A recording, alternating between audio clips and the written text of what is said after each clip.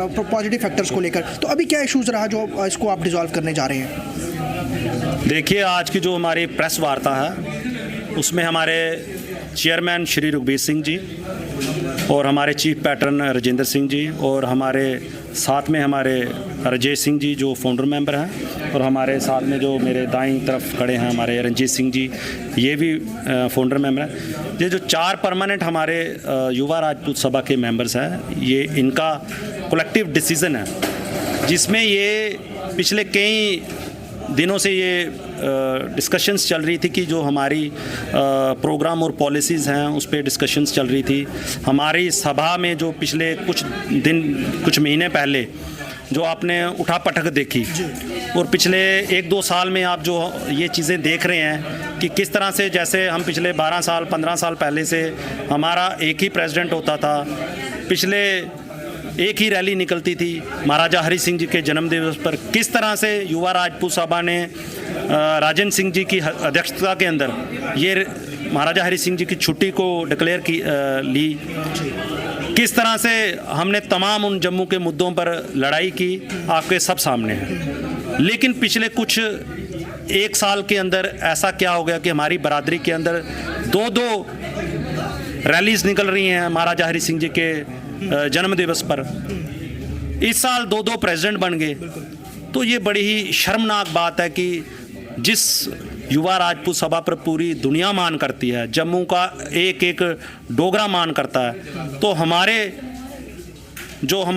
बरादरी के मेंबर्स हैं वो क्या कर रहे हैं। तो लिहाजा इन सारी चीज़ों को देखते हुए ये सभा ने पिछले कई दिनों से हमारी ये मीटिंग्स चल रही थी इस पे, तो हमें पता है कि आने वाले दिनों में हमें कड़े फैसले लेने होंगे।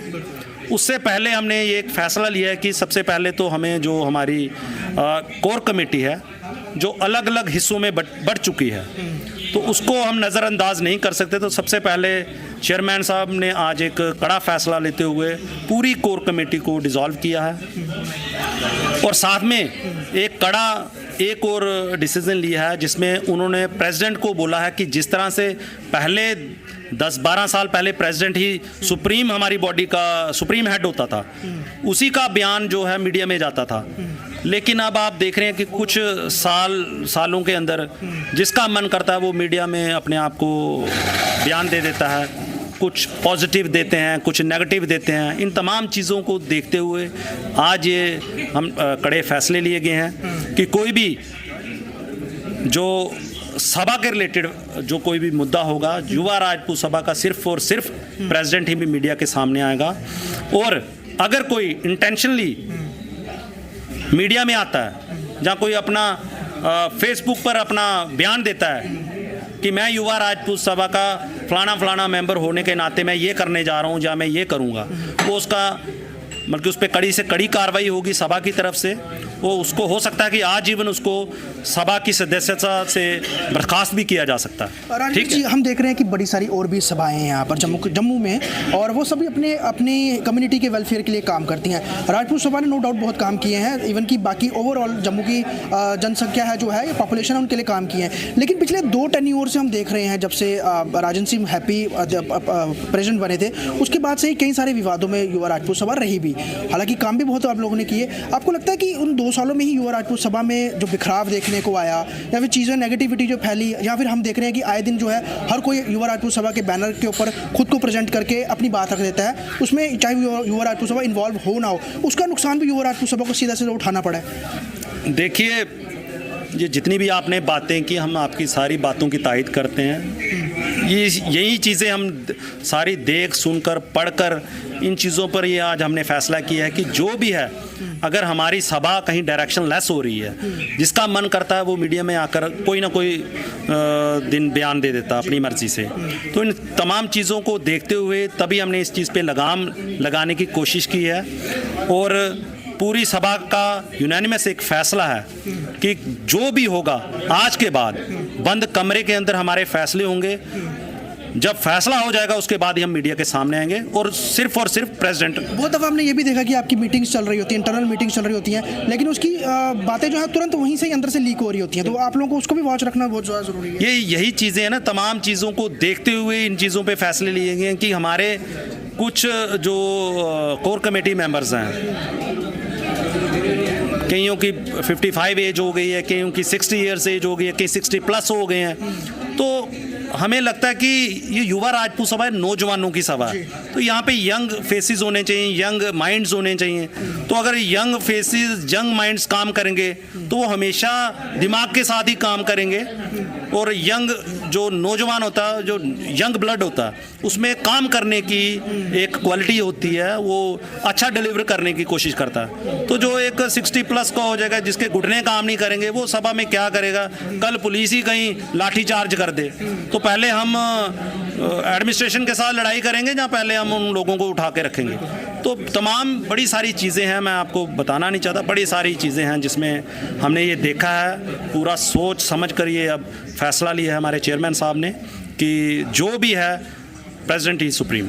साफ तौर पर युवा राजपूत सभा अब जो है अपनी कोर कमेटी को डिसॉल्व कर चुकी है, जल्द एक नई कोर कमेटी बनेगी, लेकिन इस बीच बड़े सारे जो हार्ड डिसीजंस हैं उसको जो है वो क्लियर करवाने के लिए युवा राजपूत सभा ने काम किया है, जम्मू के वेलफेयर के लिए आगे भी करती रहेगी। उनका यही कहना है कि युवा चेहरे हैं, क्योंकि युवा राजपूत सभा है तो युवा चेहरे ही आगे होंगे, इसकी प्राथमिकता दी जाएगी और जल्द जो है एक नए स्वरूप के साथ युवा राजपूत सभा भी नजर आएगी। जी, जम्मू कश्मीर लद्दाख के लिए जम्मू से ख्वाहिश पटियाल की रिपोर्ट। डोडा के लोअर टोंडवा इलाके में ड्रेनेज सिस्टम खराब होने से लोगों को सख्त परेशानी का सामना करना पड़ रहा है। इस पर लोगों ने शदीद नाराजगी का इजहार किया। मकामी लोगों का कहना है कि सिस्टम खराब होने से सड़कों पर गंदा पानी फैला हुआ है, जिससे मस्जिद जाने वाले नमाजियों और स्कूल जाने वाले तलबा को सख्त परेशानी होती है। बरसात के दिनों में तो सख्त परेशानी होती है। लोगों ने इल्जाम लगाया कि हमने इस बारे में कई बार डिपार्टमेंट म्यूनिसिपल काउंसिल डोडा से इसकी शिकायत की, लेकिन अब तक इस पर कोई खास तवज्जो नहीं दी गई है। इस मौके पर लोगों ने डिप्टी कमिश्नर डोडा हरविंदर सिंह से अपील की है कि वो इस इलाके का दौरा करें, सूरत हाल का खुद जायजा लें और जल्द से जल्द मामले को हल करें। देख रहे हैं जी जम्मू कश्मीर लद्दाख और मैं हूं वसीम गत्तू। इस वक्त हम ठीक डोडा के तोंदवा इलाके के अंदर मौजूद हैं। लोअर तोंदवा जिस तरह से इस इलाके को बताया जाता है, मगर इस रास्ते की कंडीशन हम आपको दिखाना चाहेंगे जो खस्ता हाली का शिकार हो चुका है। मकामी लोगों का मानना है कि काफी बार जो है कंसर्न डिपार्टमेंट यानी कि जो म्युनिसिपल काउंसिल का डिपार्टमेंट है उसको बताया गया कि यहाँ की जो खस्ता कंडीशन है वो दिन ब दिन बदतर होती जा रही है। आवाम काफी ज्यादा परेशान है और खास करके म्युनिसिपल काउंसिल का वार्ड नंबर 2 है ये। तो ये म्युनिसिपल जो काउंसिल है डोडा शहर के अंदर अलग अलग वार्ड्स के अंदर जाएंगे तो ये हालात हमें बार बार देखने को मिलते हैं। कुछ ही वार्ड्स हम देखेंगे जहाँ पे सही कंडीशन है, कुछ वार्ड्स के अंदर आप देखेंगे ये खस्ता कंडीशन। आवाम काफी ज्यादा परेशान है और मीडिया के सामने मजबूर होकर ये लोग आ रहे हैं। मैं इनसे बातचीत करना चाहूंगा और खास करके यहाँ पे नजदीकी आप देखेंगे एक मस्जिद भी है जहाँ की तरफ रास्ता भी जाता है। थोड़ा सा नाम बताइएगा, कितनी दिक्कत आ रही है? मैं देख रहा हूँ चारों तरफ से गंदगी के अंबार और रास्ता जो है टूटा फूटा पड़ा हुआ है। मेरा नाम डॉक्टर फरीद है, मैं रिटायर्ड जो है डिस्ट्रिक्ट मेडिकल अफसर हूँ। तो इस महल्ले में सबसे बड़ी प्रॉब्लम ये है कि ये मतलब जनरल रोड है, कॉलेज के बच्चियाँ, स्कूलों के बच्चे इस राह से हम लोग चलते हैं, वक्त बेवक्त चलते हैं। तो यहाँ आपने वो कंडीशन इसकी देख ली, इसके फ़ोटो वगैरह देखे, बहुत ख़तरा रहता है कहीं जो है इस नाली में जो है पाँव चला जाए तो उसका बाद क्या हशर होगा। ऐसे इसमें पड़े हैं, कभी कभी ठोकरें लगती हैं, है ना। तो हम जो इसमें रेगुलरली चलने वाले, हमें प्रॉब्लम आती है चलने में। जो बेचारे अनजान आते हैं उनका क्या हाल होगा। मैं देख रहा हूँ साथ में इसमें मस्जिद भी देखने को मिल रही है, उसके बाहर कूड़ा इतना ज्यादा है। हाँ, मस्जिद जो है इसके बिल्कुल साथ में है। वहाँ बहुत ज्यादा जो है जमा होता है, ये कूड़ा किरकट रखा होता, उठाते हैं लेकिन अपनी मर्जी से उठाते हैं। अच्छा, वक्त ना वक्त रात में हम लोग चलते हैं मस्जिद, तो बाकी जैसे मैंने अभी अर्ज किया ये मतलब जनरल रोड है। ये कंसर्न डिपार्टमेंट है, म्युनिसिपैलिटी है, कभी आप उनके पास गए ये दिक्कत को लेके? मैं तो नहीं गया, लेकिन ये हमारे साथी गए हैं, मैं तो नहीं गया कभी। क्या उम्मीदें रखी हैं कंसर्न डिपार्टमेंट से, क्या बताना चाहेंगे उनको, क्या मैसेज होगा? मैं तो यही रखता हूँ कि भाई वो मतलब डिस्ट्रिक्ट हेडक्वार्टर है ये डोडा और तहसील हेडक्वार्टर है, वो तो इनको रखना चाहिए, क्योंकि ये इसका जो है इसकी छवि सबके पूरे डिस्ट्रिक्ट या पूरे स्टेट को जो है ये रिप्रेजेंट करेगी, है ना। यहाँ के पढ़े लिखे बहुत लोग हैं, मिनिस्टर्स यहाँ के रहे सब कुछ, और आज भी यहीं के एमएलए हैं, लेकिन ये जो है तोंदवा हमेशा इसको जो है ये पीछे रखते हैं। मुझे थोड़ा सा अपना नाम बताइएगा, कितनी दिक्कत आ रही है? मैं देख रहा हूँ कि चारों तरफ से जो लोगों की परेशानी देखने को मिल रही है। जहाँ पे अभी मैं खड़ा हूँ ये जगह भी अजीब सी जगह है, स्मेल चारों तरफ से है। क्या कंसर्न डिपार्टमेंट को बताना चाहेंगे और कब से परेशानी झेलनी पड़ रही है? देखिए, मेरा नाम इरशाद अहमद है और मैं मस्जिद का एक्स चेयरमैन भी हूँ। तो हम जो है बहुत बार यहाँ गए। पहले तो हमारे जो पब्लिक नुमाइंदा था वो महराज मलिक MLA साहब थे, वो बेचारे बुक कर दिए हैं। अब हम किसके पास जाएं अपनी फरियाद लेकर? हम अफसरों ने जब हमें हर तरफ से मायूस कर दिया, तो हम आपके मीडिया का और वसीम साहब बिरखुस साहब की हम बहुत शुक्रगुजार हैं कि आप अपने वक्त निकाला और हमारे पास यहाँ आए, आप हमारी इस दौद फरियाद सुनने के लिए, हमारी समस्या को सुनने के लिए। तो हम बहुत मजबूर हो चुके हैं। यहाँ पर लोग जुमा पढ़ने के लिए जब आते हैं तो वो नमाज के लायक नहीं रहते, उनके कपड़ों पर सारी गंदगी पड़ती है, फिर लोग वापस चले जाते हैं। स्कूल के बच्चे यूनिफॉर्म पहनकर माँ बाप उनको भेजते हैं, स्कूल में उनको मार पड़ती जाकर कि भाई गंदे कपड़े पहन करके हम आ रहे हो, यानी स्कूल के लायक वो नहीं रहते हैं। अंधेरे में कोई आए, बच्चियां स्कूटर लेकर जाती हैं, कितनी बार यहाँ बच्चियां गिरी और उनके जो है हाथ पांव जख्मी हो गए यहाँ, लेकिन कोई सुनवाई नहीं है, कोई सुनता नहीं है। काश DC साहब एक मरतबा यहाँ आते, वो हमारे पब्लिक नुमाइंदा है, वो यहाँ आते एक बार देखकर हमारे हालत जाते कि हम सिटी के जो है हार्ट में रहते हैं। ये स्वच्छ अभियान ये चलाते हैं, वो DC ऑफिस के सामने या SP साहब से झाड़ू मारने से स्वच्छ अभियान नहीं चलेगा। वो हमारी इंटरनल हालत को देखें कि हम किस हालत में जी रहे हैं और हमारा जीना हराम हो गया। क्या हम इन लोगों ने हमें 2 नंबर का शहरी ट्रीट कर रखा है? ये हालत तो गाँव में भी नहीं होती है। जिस इम्पोर्टेंट है, म्युनिसिपल काउंसिल का वार्ड नंबर 2 ये माना जाता है। हाँ, ये जो जहाँ से आपने कवरेज दी ये 2 है और उसके पास जहाँ मस्जिद है वो 15 है। तो दोनों वार्डों की हालत खराब है, उस वार्ड की भी हालत खराब है, यहाँ इस वार्ड की भी हालत खराब है। तो क्या मैसेज होगा आखिर में, क्या बताना चाहोगे? अगर इसी तरह के हालात रहे, आगे सर्दियां आने वाली हैं, कितनी दिक्कत लोगों को झेलनी पड़ेगी? हम तो यही कहना चाहेंगे कि या तो हमारी समस्याओं को, हमारी प्रॉब्लम्स को, हमारी मुश्किलों को हल करें, वरना पब्लिक मजबूर हो जाएगी सड़क पर आने के लिए और यहाँ वो जो है रोड ब्लॉक करेंगे, नाराबाजी करेंगे। हम नहीं चाहते हैं कि यहाँ पर बदअमनी हो जाए, इस किस्म के हालात पैदा हो जाएं। हम पुरअमन तरीके से गुजारिश करते हैं DC साहब से भी और म्यूनसिपल के EO साहब से भी कि भाई हमारी समस्या को देखें, इस ड्रेन की डेवलपमेंट कर रहे हैं। एक नीचे ये जो सारा पानी एक बार मेन ड्रेन जा रही है, मेन रोड को जो टच करती है बस स्टैंड से लेकर के, मैं आपको वो ड्रेन भी दिखाना चाहूँगा। उस ड्रेन को 3 MLA गुजर गए, यानी उनका टेन्योर खत्म हो गया, लेकिन उस ड्रेन को सैलाब नहीं पड़ा। उस ड्रेन में एक आदमी जो है डूबकर एक दिन गिरा, एक आदमी, वो बेचारा मानसिक तो ठीक नहीं था, वो मर गया। एक गाय मरी, कुत्ते कई बार मरे, फिर उन्होंने वो ड्रेन अब टीन लगाकर बंद कर दी है। जब बारिश पड़ती है तो यहाँ पर इतना गर्मियों में इतना ताफुन, स्मेल, बदबू, बैक्टीरिया इतना फैलता है कि हम कहते हैं कि हम घर छोड़ करके चले जाएं।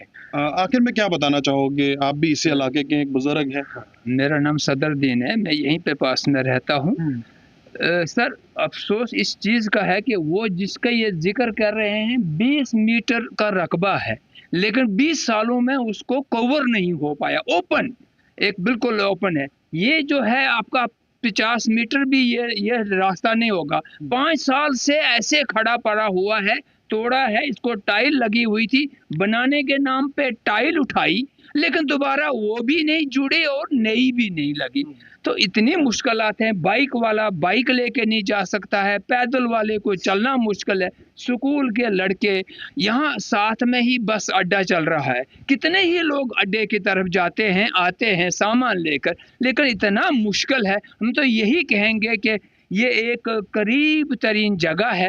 म्यूनसिपलिटी वालों को भी कम अज़ कम ऐसी जगहों की तरफ ध्यान देना चाहिए। हमने EO साहब को 2 बार हम यहाँ लाए हुए, वो देख पता नहीं प्रेजेंट अभी EO साहब हैं, क्या उम्मीद लगाए हुए हैं और क्या मैसेज? हम तो जनाब हर किसी से ये उम्मीद लगाए हुए हैं कि कोई भी आकर इस चीज़ को देख ले और हमारी प्रॉब्लम को हल करे। ये जो मतलब यहाँ ड्रेन है, इसका लास्ट ईयर टेंडर हुआ और वर्क ऑर्डर भी हो गया ठेकेदार को। वो कहीं बाद में इंतजार करते, बाद में सुना कि रूलिंग पार्टी वो उन्होंने सिफारिशें, उनके मेंबरों ने आए, उनके चेले चमटे आए, उन्होंने वो पैसा नीचे लगवाया, नीचे वाला जो परमाज रोड है वहाँ वो पैसा डाइवर्ट करवाया और वहाँ लगवाया और ये ड्रेन ऐसे रख दी। चले, साफ तौर पे उम्मीद कर सकते हैं कि जिला इंतजामिया डोडा इस पूरे मामले को देखेगी। जिस तरह के हालात यहाँ पे बने हैं, गंदगी के अंबार, रास्ता प्रॉपर तरीके से डैमेज हो चुका है। मेरे ठीक पीछे आप देख सकते हैं और कुछ लोगों ने यहाँ पे डंपिंग साइट भी बनाया है। तो मुझे उम्मीद है कि कंसर्न जो डिपार्टमेंट है, एग्जीक्यूटिव ऑफिसर म्युनिसिपल काउंसिल के, वो भी यहाँ पे विजिट करेंगे। और जिस तरह से ये लोग भी कह रहे हैं कि डिप्टी कमिश्नर डोडा हरविंदर जी को भी इस इलाके के अंदर आना चाहिए और देखना चाहिए। जिस तरह से मस्जिद के बाहर भी आप देख रहे हैं गंदगी काफी ज्यादा है, रास्ता जो है डैमेज हो चुका है, ड्रेनेज सिस्टम ठप पड़ा हुआ है। तो मुझे उम्मीद है कि जल्द से जल्द इस तरफ तवज्जो देंगे और ये लोग जरूर राहत की सांस ले सकते हैं। जी जम्मू कश्मीर लद्दाख के लिए वसीम गत्तू, डोडा। आदि कश्मीर में मौसमी सरमा शुरू हो चुका है। जिले का इंतजामिया की तरफ से बड़े पैमाने पर तैयारियां की जा रही हैं। इस बारे में जम्मू कश्मीर लद्दाख के कुपवाड़ा से रिपोर्टर एजाज अहमद ने कुपवाड़ा के डीसी कमिश्नर से खास बातचीत की और सर्दी को लेकर सभी तरह की तैयारियों का जायजा लिया। डिप्टी कमिश्नर के मुताबिक बर्फबारी को लेकर सभी तैयारी है। बर्फबारी को रास्ते से हटाने के लिए मशीनें तैनात की गई हैं। मैकेनिकल डिपार्टमेंट को टेंडर दे दिया गया है। इसके अलावा सरहदी इलाकों में खाने पीने के सभी जरूरी सामान भेजे जा रहे हैं। मेरे साथ मौजूद है द्वारा उससे जानने की कोशिश करेंगे कि वेटर प्रिपरेशन में कितनी तैयारी है डिस्ट्रिक्ट कमिश्नर। अगर बात करेंगे यहाँ पे टॉप रखी जाती है बाढ़ है, मच्छर के जमगान या बाकी की बात उन्हीं से जानने की कोशिश करें। डिस्ट्रिक्ट एडमिनिस्ट्रेशन ने ऑलरेडी 2-3 मीटिंग्स भी सारे डिपार्टमेंट के साथ किया है और ड्यूकॉम साहब ने उसके में टाइम टू टाइम रिव्यू लिया है। पहले रोड क्लियरेंस के लिए जो स्नो क्लियरेंस के लिए जितने भी टेंडर्स वगैरह जो PWD ने करने थे वो उन्होंने कर लिए। PMGSY भी उसमें है, प्लस मैकेनिकल डिपार्टमेंट भी रेडी है। जो भी आने वाले विंटर्स में जो भी स्नो क्लियरेंस के ऑपरेशन हो उसके लिए, प्लस हमने कंट्रोल रूम भी इस्टेब्लिश किया है DC ऑफिस में। जो टाइम टू टाइम आपको पता है वेदर एडवाइजरी आती है उस टाइम भी हम उसको फ्लैश करते हैं। और जो ADC कुपवाड़ा उसके नोडल अफसर है, जो CO DD district disaster management authority है उसके CO भी है। उसके साथ साथ फूड और सिविल सप्लाई की बात करेंगे तो जो स्नो बाउंड एरिया है उसमें सफिशिएंट डंपिंग की गई है और हमारा जोर इसी पे है कि fuel supply LPG supply sufficient हो ताकि विंटर में जब इनकेस रोड बंद हो जाते हैं वहाँ पे तो पब्लिक को कोई उसमें परेशानी ना हो। उसके साथ साथ जितने भी हमारे हॉस्पिटल्स है उसमें भी एडिक्वेट एसेंशियल सप्लाई जो मेडिसिन का है उसके लिए हम मॉनिटरिंग कर रहे हैं। उसके साथ साथ जो हमारे फॉरेस्ट डिपार्टमेंट भी जो वुड प्रोवाइड करता है वहाँ जो प्रोवाइड करता है उसके लिए भी डायरेक्शन ऑलरेडी हमने इशू की है। प्लस जो हमारा एक हेलीकॉप्टर सर्विसेज भी चलती है वो आने वाले टाइम में जो हमारे पास प्रैक्टिस के हिसाब से जो लोकेशन पे चलती है वहाँ उसके लिए भी हमने रिव्यू किया है, तैयारी की है। प्लस पानी और ख़ासतौर से बिजली के लिए हमारी कोशिश है कि जो ट्रांसफार्मर हमारे विंटर्स में डैमेज होते हैं या पोल्स केबल्स डैमेज होता है उसमें हमारा रिप्लेसमेंट टाइम कम से कम हो ताकि जल्दी वो वहाँ पे नया ट्रांसफार्मर लग जाए और पब्लिक को सहूलियत हो। तो उसके लिए सफिशिएंट ट्रांसफार्मर बैंक हमारे पास अवेलेबल है और जो स्नो बाउंड एरियाज़ में भी हमने ट्रांसफार्मर्स एडवांस में भेजे गए।